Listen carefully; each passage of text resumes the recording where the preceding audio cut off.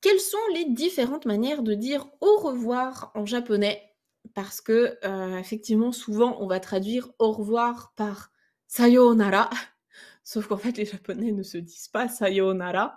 On va voir pourquoi. Effectivement, il y a plusieurs manières de dire bonjour, plusieurs manières de dire merci et plusieurs manières, fatalement, de dire au revoir en japonais. Ce que je vous propose, eh bien, c'est de reprendre la liste, de ce que j'avais mis en article sur mon blog et puis, ben, d'expliquer un petit peu tout ça. Donc déjà, ce fameux sayonara, pourquoi les japonais ne l'utilisent pas vraiment? Eh bien, parce qu'en fait, il sonne un petit peu, dramatique, un petit peu formel et il a plus la connotation de adieu en japonais, comme si on n'allait pas revoir l'autre. Donc sayonara, il y a vraiment peu de gens qui l'utilisent.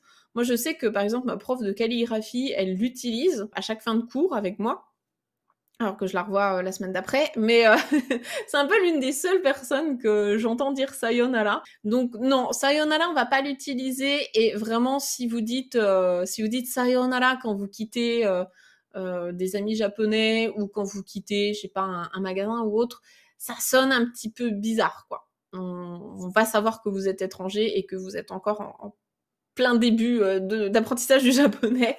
Donc c'est pas forcément ce qui est de plus naturel. Alors ce que je vous propose, c'est de voir un petit peu dans tel et tel contexte. On va commencer par le contexte au travail.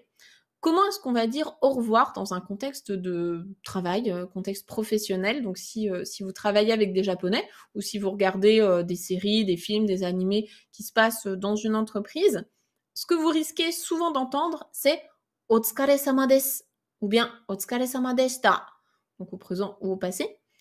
Otsukare-sama, on en a déjà parlé, mais c'est, justement cette fameuse expression pour mettre en valeur la fatigue vénérable de quelqu'un.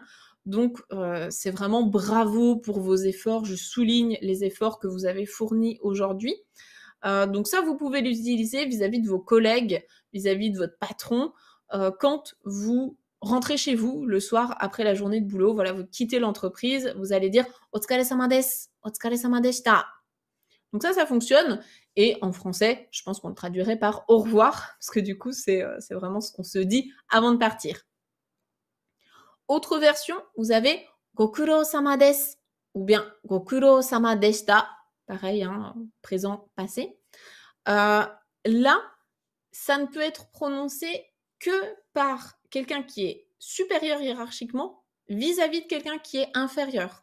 Donc le boss peut dire ça à son employé, l'inverse, c'est pas possible.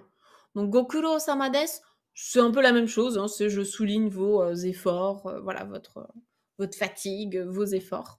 Et du coup, on va pouvoir le dire quand on quitte la personne à la fin de la journée. On va pouvoir avoir également, l'expression «Osaki ni shitsurei shimasu». «Osaki ni shitsurei shimasu». Ça, on va beaucoup l'entendre justement, parce qu'au Japon, c'est toujours un peu, c'est un peu le jeu de la fin de journée. C'est-à-dire, hem, c'est mal vu, en tout cas traditionnellement, hein, maintenant ça heureusement les mentalités changent, mais traditionnellement, c'est mal vu de partir avant les personnes qui vous sont supérieures hiérarchiquement. Donc quand on va partir avant des gens, on va s'excuser justement, «Ah bah, je suis désolée, je rentre chez moi, avant vous. Je rentre chez moi à 18 heures et vous, vous allez peut-être partir à 20 heures». Donc ce «Osaki ni shitsurei shimasu», shitsurei shimasu, littéralement, ça veut dire: «Je commets une impolitesse, je suis impoli». Osaki ni, ça veut dire: «À l'avance, avant vous». Donc je suis impoli de partir avant vous, excusez-moi de partir avant vous et bah, ça va être une manière de dire au revoir, hein, de quitter les personnes à la fin de la journée et plus simplement juste «Shitsurei shimasu», ça marche aussi. Maintenant, quand on est dans un contexte plus familier, donc par exemple avec, des amis, avec, la famille, tout ça, comment est-ce qu'on peut dire au revoir? On va pas mal utiliser, l'expression «mata» plus quelque chose derrière. Donc «mata», ça veut dire à nouveau, encore une fois et derrière on va rajouter, ben, le prochain moment où on va croiser cette personne. Donc ça peut être demain, à demain, «mata ashita». Ça peut être la semaine prochaine, «また来週». Ça peut être une autre fois, on ne sait pas trop quand exactement, mata kondo. Ça peut être à plus tard dans la journée, donc si vous quittez vos amis le matin et vous les revoyez le soir, parce que vous avez rendez-vous avec eux, ça peut être mata atode. Ça peut être tout simplement, ben, à plus, parce que là, vous savez pas quand est-ce que vous allez les revoir. Bon, ben, à plus, hein, matane. Moi, c'est ce que j'utilise en général à la fin de mes vidéos YouTube pour dire à plus, à bientôt.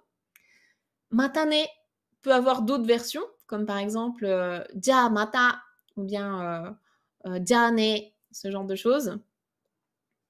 Et si vraiment vous savez pas du tout quand est-ce que vous allez revoir la personne, ça peut être mata itsuka, donc un jour peut-être, on se reverra un jour peut-être. Et ce qui est beaucoup utilisé également par les Japonais, c'est le mot anglais bye bye, bye bye. Donc là, bah, c'est transparent, hein, je pense que vous avez compris. Donc c'est bye, bye bye, que vous pouvez écrire en katakana. Donc tout ça, c'est vraiment très très courant, toutes ces petites expressions. Et encore une fois, sayonara, ça sonnerait vraiment bizarre, en particulier avec vos amis ou votre famille. Ce serait un peu étrange. Et maintenant, dans un contexte un petit peu particulier qui serait celui de la santé, si jamais vous avez par exemple un ami qui est malade, qui est, je sais pas, vous passez le voir à l'hôpital ou alors vous passez le voir chez lui pour prendre de ses nouvelles parce qu'il est malade, vous pouvez lui dire odaijini, donc bon rétablissement, hein, remets-toi bien. Ogenki de, donc prends soin de toi, prenez soin de vous. Et ça peut être aussi kiotsukete, kiotsukete. Donc là, c'est dans un contexte plus global, hein, c'est juste fais attention à toi. Ça marche aussi quand vous quittez vos amis à la fin d'une soirée. Et puis, voilà, il y a des gens qui rentrent chez eux à pied, en voiture, en train, etc. Vous pouvez leur dire kiotsukete ou bien kiotsukete ne. Donc, prends soin de toi, fais attention à toi. Voilà. Je pense que c'est déjà pas mal, toutes ces expressions. Après, il y en a forcément plein, plein d'autres auxquelles j'ai pas pensé. Si jamais vous en connaissez d'autres, n'hésitez pas à les partager. Mais ouais, le sayonara, ça c'est vraiment le danger, on va dire, des dictionnaires. C'est-à-dire que vous cherchez à dire au revoir en japonais, vous tapez ça et ça vous donne sayonara, sauf que derrière, vous n'avez pas le contexte.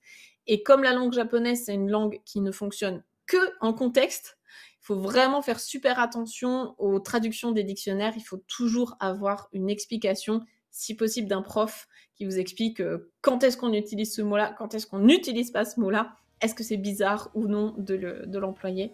Voilà, donc faites attention au contexte.